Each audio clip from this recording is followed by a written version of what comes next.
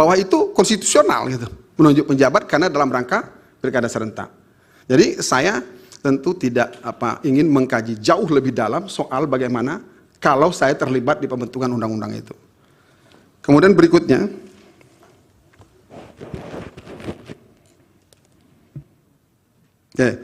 tadi dikatakan bahwa tadi sama ya, tidak diperoleh DPRD sama. Kemudian pengendalian presiden, apakah bisa katakanlah statement presiden bisa mengawasi, kami akan awasi kalau perlu setiap hari. Apa iya presiden mengawasi penjabat? Presiden itu oleh Undang-Undang Dasar dibantu oleh menteri-menteri. Tentu yang dimana presiden bukan dia, bahkan menteri pun bukan dia, Pak.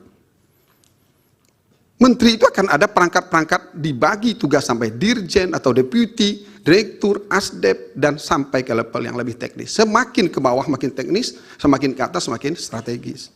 Kalau hal yang sampai ke presiden tentu dilaporkan ke presiden. Kalau ada pelanggaran-pelanggaran yang bersifat strategis, pasti menteri melaporkan. Begitupun misalnya soal pengangkatan. Menteri melaporkan ke presiden. Iya, karena menteri itu hubungan dengan presiden bukan hubungan bukan hubungan yang bersifat terpisah kewenangannya. Dia adalah anak buah, hubungan atasan dan bawahan. Kalau menteri misalnya punya kewenangan, terus melakukan evaluasi, presiden tidak bisa mengintervensi, berbahaya negeri ini. Ada 34 presiden nanti yang bisa mengambil keputusan otonom-otonom, independen-independen, tanpa bisa mempertanggungjawabkan presiden atau tanpa bisa memberikan pertanggungjawaban ketika presiden meminta.